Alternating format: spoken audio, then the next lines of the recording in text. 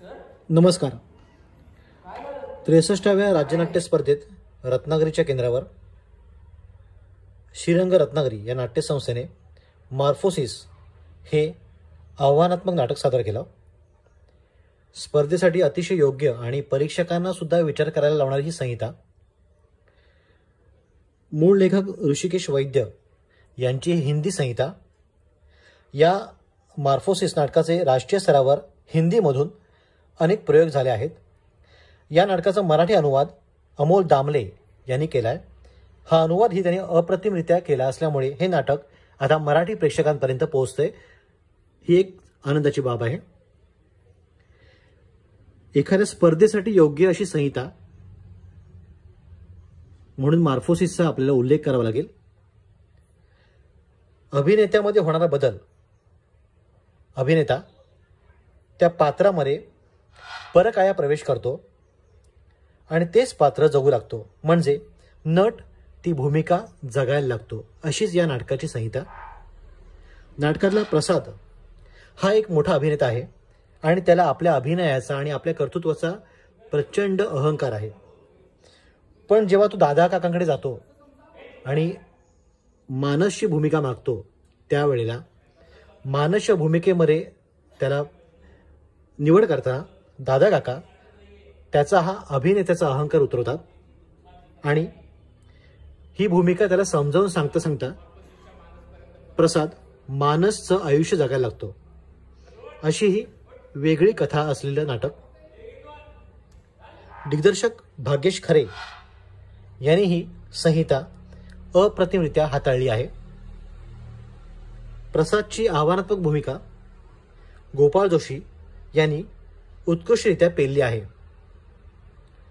नाटकात प्रसाद हे मुख्य पात्र असले तरी दादा काकांच्या भूमिकेत आपल्या कणखर आवाजाने किशोर कुमार साठे सर्वांचं लक्ष वेधून घेतात. देशाच्या भूमिकेला मयुरा जोशी हिने नक्कीच न्याय दिलाय. मयुरा जोशी हिचा रंगमंचावर सहज सुंदर वावर होता. दुर्वा पल्लवी गोडसे, भौमिक चिन्मय दामले,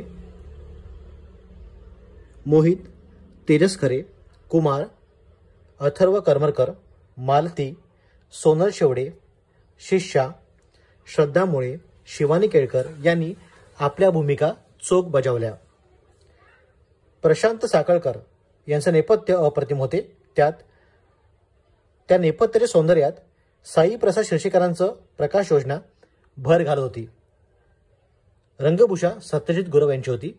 एक अप्रतिम प्रयोग प्रेक्षकांनी पाहिला. विशेष म्हणजे प्रेक्षकांचा या नाटकाला मोठा प्रतिसाद लाभला होता. नाही करणार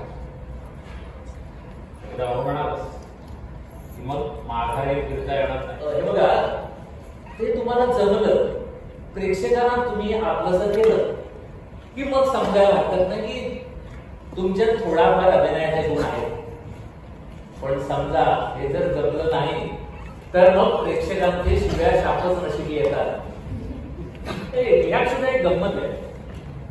आपण रंगमंचावर जे पात्र साकार करतो तेव्हा त्या पात्राचे स्वभाव कसे, गुण अवगुण, त्याच्या सवयी, हे सगळं आपल्याला आत्मसात करावं लागतं.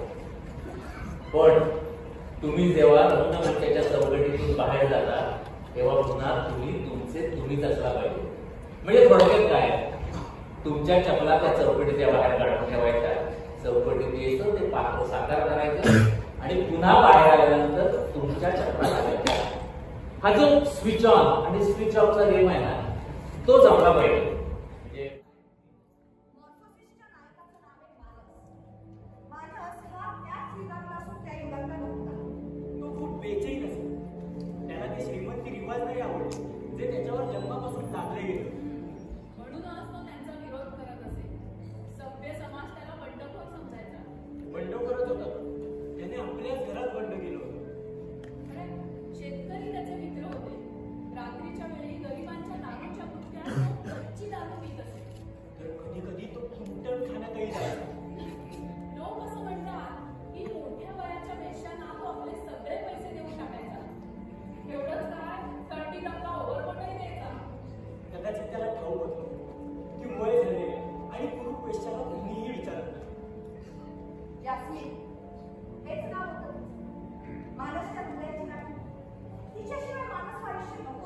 तिच्यासाठी माणूस जीव द्यायला सुद्धा तयार आहे.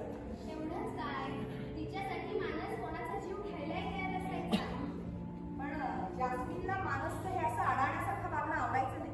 आणि एके दिवशी एका उत्सवात तिने त्याला मध्येच सोडलं.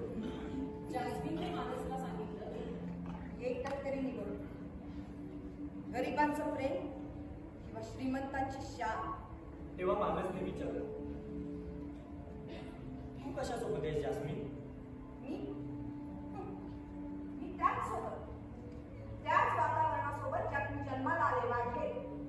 मला हे असं जनावरांसारखं जगणं आवडत नाही. मी माणूस आहे. म्हणजे मी जनावर आहे? मी असं बोलतात. मला वाटते दादा काकांनी तुम्हा सगळ्यांचं ब्रेन वॉश केलं. मग त्यात चूक काय? चूक की बरोबर ते सगळं नंतर. पण मला आधी हे सांग, दादा काका जे सारखं रूपांतरणाबद्दल बोलत असतात ते असं ब्रेन वॉश करून शक्य आहे? तू ज्याला ब्रेन वॉश म्हणतोयस ना, तेच ते रूपांतरण आहे. हा. आणि या रूपांतरणानंतरच काही गोष्टी माझ्या लक्षात आल्या. म्हणजे बघा, आयुष्य आणि नाटक या एकाच नाण्याच्या दोन बाजू आहेत. बरं. एकमेकांचं प्रतिबिंबच आहे. आणि हेही लक्षात आलं की आमच्या समूहामध्ये दादा काकांचं काय स्थान आहे. तुम्ही ऐकलं, तू दादा काकांच्या पाया पडलास? हा, मग त्यात काय एवढं? नाही, काही नाही. मग पण पाया का पडलास? म्हणजे आम्ही तर कधीच त्यांच्या पाया नाही पडलो. पडलो. मला काय ठोक का पडलो ते. पण मला सांग, आस्थाही अनुभव आता या येण्या जाण्यात किती आणि काय काय होऊन जाणार आहे त्या एका क्षणात. आणि तू अजून त्या रात्रीतच अडकून पडलास. हो, कारण त्या रात्री तू मला जीवनाचा खरा रस दिलास, मला पूर्णता दिलीस. आणि मग त्याचा मनातल्या मनात अनुभव घे ना. ही अशी चर्चा करून रस का संपवतोयस? कारण त्या रात्री तुझ्या लेखी काही झालं नसेल तिच्या. पण मी पूर्णपणे बदललोय. माझ्यातून काहीतरी कमी झालंय, माझ्यात काहीतरी सामील झालंय. मी संपूर्ण झालोय. माहितीये मला.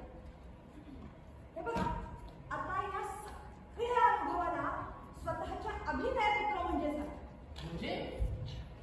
म्हणजे हे जे काही तुझ्या माझ्यात झालं ते माझा अभिनय अधिक चांगला